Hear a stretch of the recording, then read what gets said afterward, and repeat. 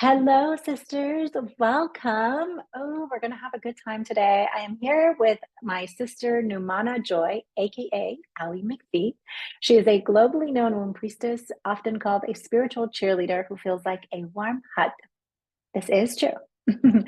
She's certified as a women's health and nutrition coach, tantric practitioner, and is the founder of the Womb Health Practitioner Training through Womb Health Academy, an immersive womb healing and business training for spiritual female entrepreneurs.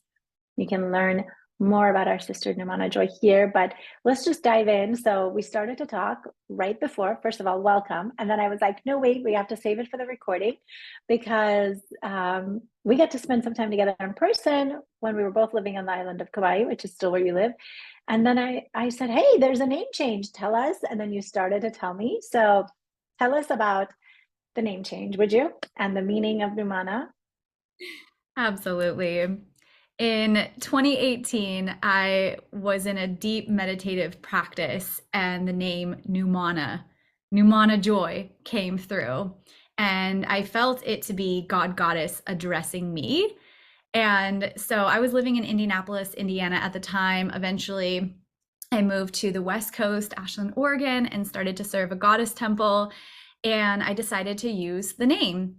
However, when we change our name, what we're called, it's a vibrational energy. So once we start to attune to this new vibration energy, everything in life can start to change. And I really felt ungrounded, especially since I just moved across the country. And so I discontinued the name use and would only use it time to time in priestess circles, on retreats, etc. And Yeah. then in 2023, I went through what I would call a mini dark night of the soul, where spirit was just asking me to let go and rebirth and go through a death cycle. I call it a death cycle internally. We Mm-hmm. go through that with the menstrual cycle every month. If we're still bleeding, if we're not bleeding, we can look at the seasonal shifts and the moon phases. There's always this internal period of pause and rest and darkness, winter. And I was going through a particular life chapter of winter. And in this time of rebirth, I heard you cannot live your soul's purpose if you don't use the name Numana. So Mm. changed my name, started to use it. It was incredibly awkward because I really love my birth name and the meaning of it. And people were asking me what it meant, and I didn't know what to say. Soon after, I joined this halau on Kauai with my kumu, which means Hawaiian teacher. And she heard my name and she said, Numana. Nu'umana in Hawaiian means the balance of energy of giving and receiving. And so once I heard that, it just rang true for a number of reasons. One, I'm a priestess, so it's that balance. Like priestess work, we bridge source into matter. Mm-hmm. I was also born on an equinox, so the balance of light, dark, and night. And also in my ancestry, I come from this deep, I would say, ancestral trauma of women martyring themselves out of the name of love, which looks like Mm-hmm. self-sacrificing Mm-hmm. their own energy to support their family at the expense of their own health. And so Mm-hmm. when I received the meaning of this, I realized, okay, that's a name I can embody. Yeah. And my work has shifted. It's been a year since I started using that name, and so much has changed in my business, in my leadership. Yeah, and I can understand why I was afraid to use it for so many years. Yeah. Beautiful. Well, I can see and feel the transformation. And I also love that it's Numana Joy because it's the balance of giving and the joy of the balance of giving and receiving too. So I really love that. Yeah, so I think this was all, for years, I think for so many of us things are like percolating and to me like it's the blessings of Kauai to be able to come to a place where you can vibrationally hold this name and embody it. I think for sure. I know. Gosh, I was just today. I miss Kauai so much. So I think, yeah, what a gift! What a gift that you get to be there and you get to have the transformation and have it ripple out and serve the sisterhood. So yeah, and the thing I think that I'm picking up so much of is this ownership of the priestess path, where it wasn't as much there before when we were, circling each other. So what was that like? That, that was part of the winter, yeah? I love that you asked me this question. I think you and I last hung out several years ago, 2 or 3 years ago. It was, I think it was just a few months before we moved off of Kauai to Maui. So that would be 2 years ago. Yeah. Mm-hmm. Maybe about 2 years ago. Well, this is an incredible Lifetime. question and spot on because there's definitely, oh, Is it 2 years ago or 3 years ago? No, was it this 2 years ago? Sorry. isn't time so funny? I'm like, oh my God, I don't know. But go ahead, go ahead.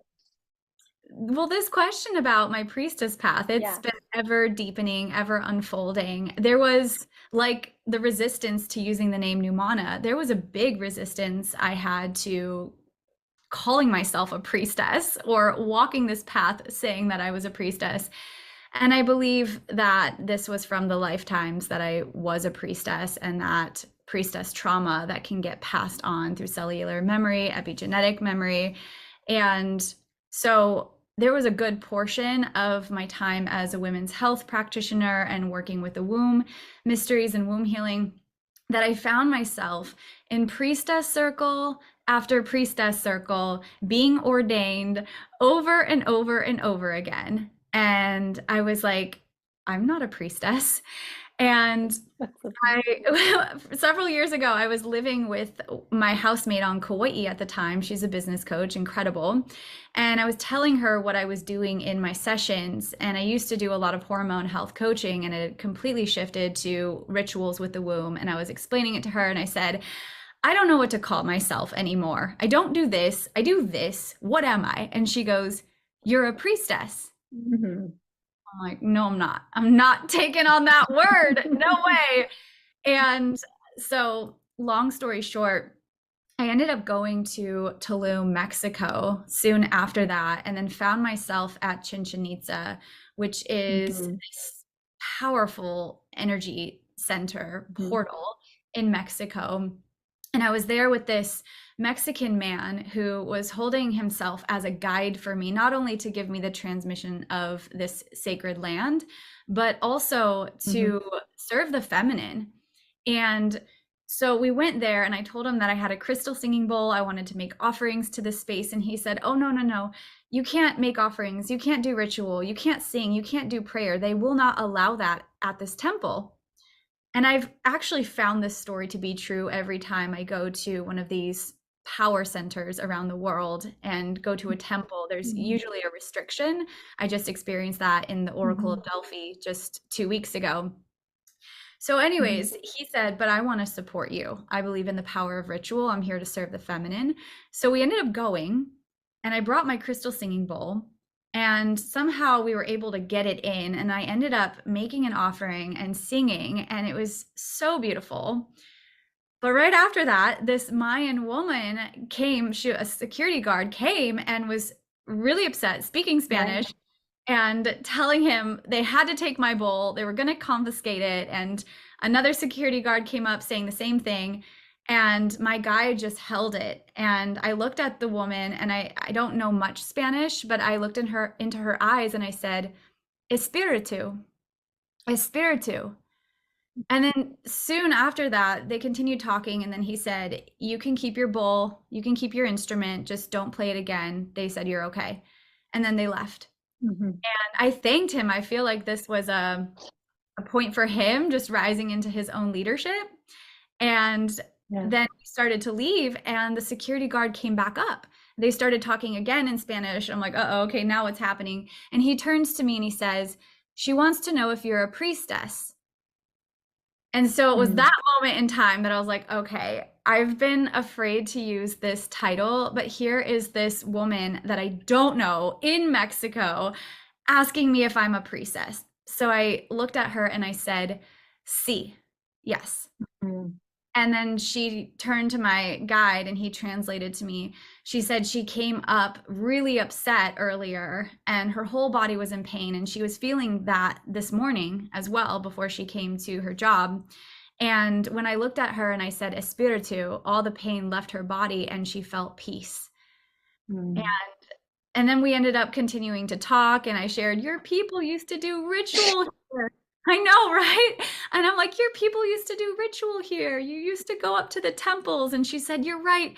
And she pulled out a photo on her phone. It was black and white. It was a photo of a photo, and it was her child when he was like 3 years old, and he was up in the temple. And she said, "You're right. We used to be able to go up here, and now we can't."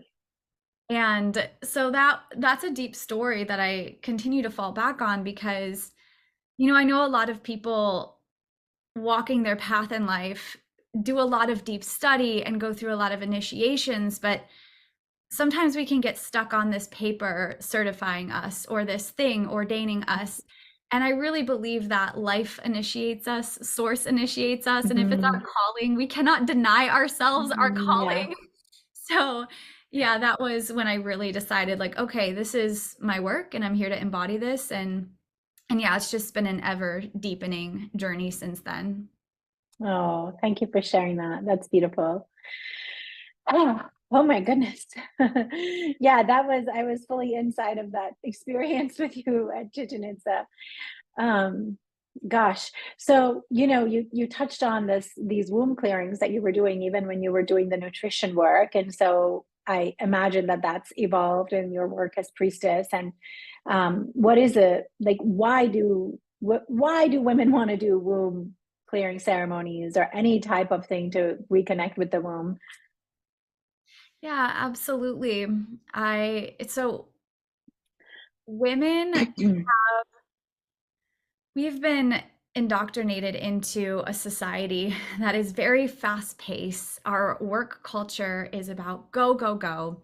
And a lot of women, including myself growing up, did not receive information about the power of their womb's creation energy. And Mhm. a lot of women haven't even learned about our hormonal cyclical rhythm. And what that does is it causes disconnection to the body and disconnection to our creation power, which I believe our creation power is source consciousness flowing through us, our body being the Mhm. vessel. Yeah. And so, supporting women in connecting with their womb, establishing a loving and harmonious relationship with their womb, whether they want Mhm. to create a baby or not. We all have this divine creation energy, and we're not meant to store fear or pain or negative beliefs about our womb. And Mhm. supporting women with that, I have found so much around this trauma that women have carried around their own divine feminine essence gets liberated, and then women feel more empowered, more in sync with their body. They live healthier lives, they Yeah. create their businesses, they serve their family from overflow instead of the woman who is martyring herself and drained and self-sacrificing, which again, that's what I came from. That is the model of woman that I saw growing Mhm. up. And I used to have 2 week periods at one point. I used to have painful periods. I went through the whole journey with my womb, and my own path of healing this was my relationship to my womb and really working with my cyclical creation energy. And so Mhm. the womb clearing method, it's a method that I developed, and it's a somatic, energetic, emotional release Mhm. ritual, I call it. And it can be done before bleeding every month, or it can also be done near the full moon because the full moon is a time of release. And so, if there is this buildup of emotional energy, whether it is, each month as women, as business owners, as mothers, as leaders, there can be unmet needs for our own emotional safety. If we're constantly caregiving, serving our clients, being there for our children, aging parents, we have our own emotions too. And if we don't have spaces that feel safe, where we can actually feel and express, then that energy can get dammed up. And I believe the physical body somatically will start to express when the emotions have not had a pathway to express, which then can show up as period pain, PMS, irregular cycles, perimenopause, Yeah. menopause issues. And so having this womb clearing practice, which is in the form of a ritual where you get to meet the parts of yourself that feel contracted, fully express that. And then once that energy becomes alive in your body, no longer stuck and stagnant, then it can be intentionally fueled into something purposeful. Yeah. So, for example, deep anger, rage, if Hmm. there's a deep feeling of upset, when that energy is actually met and it's mobilized, that energy is very powerful. And then with intention, it can be directed with passion into starting a revolution or momentum Hmm. into a Hmm. movement, Yeah. like standing up for something you believe in. Hmm. And so Right. Yeah. here, yeah, so I'm here for this alchemy journey that women get to go through. And we go through this type of process every time before we bleed. And society has Hmm. made us believe that bleeding is a curse and PMS is this crazy experience that happens to us. But I really believe that PMS just, Hmm. please make space. And when we make this, Awesome. right? Yeah. When we make this space and then we allow our emotions to express in a ritual, there lies our power. We have met the depths of Hmm. ourself. We have not self-abandoned. And then from there, we can intentionally funnel it and direct it. And so, yes, that you can see I'm really passionate about this. This practice has served me, and I love helping women with it. I love Yeah. being with women when they're in their full expression. It's just so alive. Yeah. It's true. It's a beautiful thing. And I love what you're sharing because I remember I was having flashbacks to there was a teacher that I was dancing with, Banafsha Sayad. I don't know if you know her. She's a profoundly powerful priestess. She's the creator of Dance Up Oneness. And anyway, I was dancing with her. This is many years ago now, probably over 10 years ago. And we were talking about my cycle. And I think I said something, and she said, "Do you have painful periods?" And I said, "Yes." And she said, "That's not healthy. Like, you don't," she basically said, like, "You don't need to be having painful periods." And I was in my early 30s already. And so I remember just being like, "What? Like, that's just how it is, you know? And it was a series of events because she's also a doctor of Chinese medicine and she's this mystical, Sufi dance performer and teacher. She's a powerful priestess. Anyway, but I trusted her because she just like embodies really powerfully. And so I began researching and doing some work. And lo and behold, it didn't even take that much time to just no longer have these debilitating cycles that were so, I mean, it used to be so intense, especially as a teenager. I remember, sitting on like the stairs and like not even being able to move. And so that kind of brings me to, I mean, I know my experiences. I had a history of sexual trauma, and so there was a lot of healing work that went on through my teenagers and into my 20s. But that would obviously count as a womb trauma. But what are other types of womb traumas that could create this stagnation and blockages in the womb? Mm. Well, first of all, thank you for being so open with your story, Anahita. Just you saying that can give so many people who are just feeling in the dark around their womb health a Oh pathway yeah. of inspiration. Hmm. So I appreciate you saying that. And yeah, Yeah, of course. period pain is not normal. Yeah, yeah. Believe it's normal because of all the Mhm, ads on TV and mhm, what they mhm. prescribe us, but it's not normal. Yeah. And this question you have around womb trauma and addressing it is our pathway to liberation, being able to go Yeah. into it, allowing there to be space, Mhm, a gentle, safe space of expression to connect and allow the energy to move is powerful.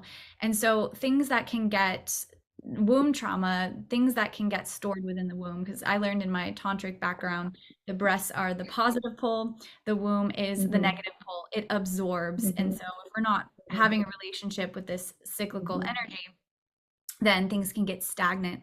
So if we have mhm. gone through a breakup where we were making love to somebody and our creative dreams were intertwined, and then suddenly we go through that loss, that can be something that is a stagnancy within the womb space or Mhm. sacral chakra, call it what you will. Also, if there's been womb losses like miscarriages, abortions, yeah, just the deep desire to have a child, and if that has happened, the pain and the emotion that's stored there. We don't have many places in our society that support women who are grieving, And so Mm-hmm. if that's something that's been held on really tightly, that can also be stagnant in the womb space. Also, unmet creative desires. If you are Mm-hmm. somebody who is an entrepreneur, I work with a lot of entrepreneurs. I am myself, I am an entrepreneur. Mm-hmm. So if there's stagnancy or dullness, let's say you go to write an email or go to show up and create, and it's your creative channel is just damned. There can just be a lot of expectations that we put on ourselves. And if we're too much in the Mm-hmm. head and not in our body and having a relationship with our feminine expression, then again, we can have some stagnancy in our womb space. And then exactly what you said, the unwanted sexual experiences growing up, whether it was abuse or at the time we said yes when we really meant no. So many women, again, weren't Yeah. modeled a healthy relationship with asserting boundaries and feeling comfortable with saying yes versus no. So these are all things that are addressed in womb clearing, and it's part of our empowerment journey. And no matter what we have gone through as women, and I've worked with women with deep stuff, Mm-hmm. no matter what has happened to us, it does not make us tainted. It does not destroy us when we connect to our inner sanctity, that we are pure and holy and beautiful and perfect as we are, and connect into that energy. We can restore our vitality. We can become friends with our body. And that life force naturally returns, and period cramps diminish. And it's a miracle, but it's our birthright. Mm-hmm. Mm-hmm. Yeah, it is. I love being in the receiving of your transformation. It's really beautiful to experience your passion and deep commitment all the way through to what you are sharing. And so, what are some ways that one can liberate womb trauma? Let's say you do the womb clearing method that you shared, and like I'll share. I'm curious what you do, but like one of the things that I remember was so helpful to me at that time when I was like, all right, I got to handle this, um, was that when I had my cycle, I just went into the sensation of the pain and really just asked, like, what is it? And would you believe it? I mean, you would believe it, right? But it actually was. I remember that first time, it was just slow down, slow down. Like it wanted me to just sit and cry and release and feel. And that, and I got to do that for a while. But what are some other ways that we can stay in ongoing connection with the intelligence of the womb and continually clearing? I love this question. Yeah, I have three things that are coming up. I want to elaborate first on what you said, Mm-hmm. this aspect of surrendering. Mm-hmm. When we think about creating resistance in our life, more tension can happen, right? And so if there's period cramps, if there's pain, resisting it, trying to push on through, feeling like something's wrong with us, it's only creating more tension. Surrendering and you giving yourself that beautiful gift of just listening, what are you about? And letting Mm-hmm. yourself feel. It's so powerful. Mm-hmm. So I love that you brought that up. And so for anyone who is new to this or just wants a deeper relationship with their feminine energy, their womb, the first step would be listening to your womb, listening to your body. Just like we build relationships with people, it takes listening and communication. So if you can Mm-hmm. listen to your womb, and even if your womb has cramps, listening to your body and letting it tell you what it needs, that's definitely the first step, is reestablishing a relationship with the womb. And then from that space, when we do listen to our womb, perhaps there is things, emotions, memories that need to be felt. And whatever comes up, if you can allow yourself to feel it, if you're upset, turning on some powerful music and shaking your body. Mm-hmm. 5 to 7 minutes of shaking is a trauma release practice, and it dispels energy within our nervous system. So if you are feeling like you need to move, there are ways that you can do that. And Yeah. music that is powerful is definitely supportive. And I have a whole rage playlist that I've made on Spotify. I actually take my clients through womb rage rituals. And Beautiful. another thing that I think maybe also be one of the first steps for people who are wanting a relationship with their womb, and having that space, is getting really familiar with your menstrual cycle and when you're going to start bleeding, and how you can do. There's so many different period trackers. I track my ovulation fluids, and I use the app Kindara, Kindara is what it's called. And there's also like the aura ring that you can wear that tracks your ovulation for you. But after we ovulate, 10 to 14 days later, we will start bleeding. And so if you can get out your calendar and count from when you've stopped ovulating, or if you don't know when that is, count the last time you got your period. If Cycle. yeah, if you get your period every 28 days or every 25 days, just mark that out on your calendar in a month from then. And then whatever you have planned, or whatever you're planning a week before you bleed, especially the several days leading up to your bleed, plan less. Because when you are creating your schedule or saying yes to things and you're in your ovulatory phase, you're going to have so much more energy. You're going to feel like you are superwoman. And then by the time you get near your menstruation, which is your please make space, PMS phase, you're going to wonder where your space is to feel and to surrender and to alchemize and to go into it. And so simply giving yourself space, saying no to things at that time of the month, knowing that you are taking care of your body and that it's going to be filled with lots of self-care. That's another way to honor your cycle. And just allow yourself to also shift the mindset of, this is going to take away from my life, but this is actually going to enhance my life. The connection to my womanhood, the listening to my body, the taking care of myself and intimately understanding myself is ultimately going to add more time onto my schedule in the months and the years to come. Because when you no longer have period pain and you're no longer resisting this part of yourself, you have more time, you have more energy. So I like to look at it that way. Investing into yourself is going to create a lot more space and time in the future. Yeah, for sure. That's all super valuable. And then what's crossing my mind is, do you ever work with sisters that are in premenopause or even postmenopause? Like, how does that, because then there isn't, I mean, the womb is still there. It's just as potent as ever. We're just not cycling through. Or are you primarily focusing on, those of us who are still bleeding?